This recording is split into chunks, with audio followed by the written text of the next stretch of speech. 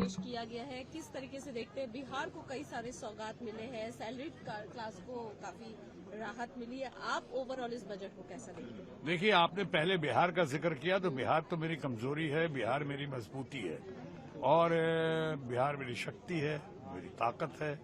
तो आपने बिहार के बारे में कहा, या कोई बातें हुई हैं जो लुभावना लगी, जो अच्छी लगी, बढ़िया लगा, वो अच्छा लगा मुझे कि जब जाहिर एक साथ साथ ये भी महसूस होता है कि चुनाव की घड़ी है, तो कहीं वही सोच कर तो चुनावी बजट पेश नहीं किया गया और खासकर बिहार को फोरफ्रंट में लेके।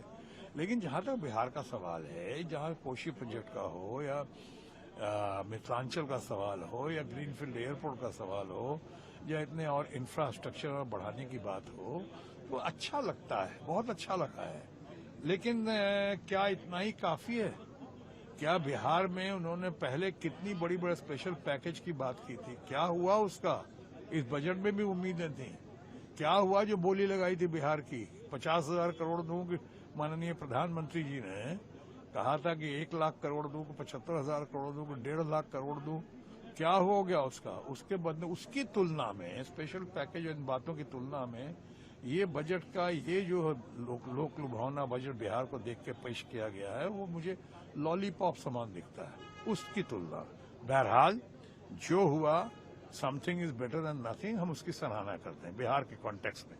अब रही बात सैलरीड क्लास को, अच्छा है, जानते सैलरीड क्लास को वोट ये देने का मतलब है कि आप वोटर्स पर नजर रख रहे हैं, इसलिए मैंने कहा चुनावी बजट है। ये तो बहुत पहले से हमारी मांग थी, एक्सपेक्टेशन थी कि सैलरी क्लास को बढ़ना चाहिए। वहां पे वो 5 लाख और 7 लाख और 10 लाख हम लोग तो कह ही रहे थे, 15 लाख कम से कम होना चाहिए, चलो 12 लाख हुआ।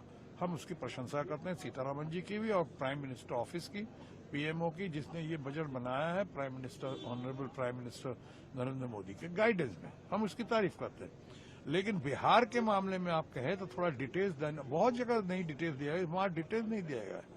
सैलरीड क्लास के मामले में सैलरीड क्लास तो वाकई सबसे ज्यादा सफरिंग या सबसे ज्यादा कंज्यूमर्स या सबसे ज्यादा जो कंट्रीब्यूशन अगर देश के ग्रोथ में आता है तो वो सैलरीड क्लास का आता है, वो मिडिल क्लास का आता है, पुअर क्लास के साथ साथ सबसे ज्यादा चाय भी वही पीते हैं, सबसे ज्यादा तादाद भी उन्हीं के पास है। इन लोगों को मिला के 50% जीएसटी तो वो देते रहे हैं, हमारे 30-40% से ज्यादा पुअर हमें देते रहे हैं। जो धन्ना सेठ हैं, बड़े बड़े लोग हैं, वो तो हार्डली 3 या 4% देते रहे हैं। तो उनके लिए जो किया गया वो बहुत अच्छा किया गया, हम बहुत इससे सराहना करते हैं कि आपने सैलरीड क्लास को दिया। लेकिन इसको देख के और खासकर अभी जो किया है वो देख कर लगता है कि कहीं ऐसा तो नहीं कि एक तरफ दिया और दूसरी तरफ निकाल देंगे।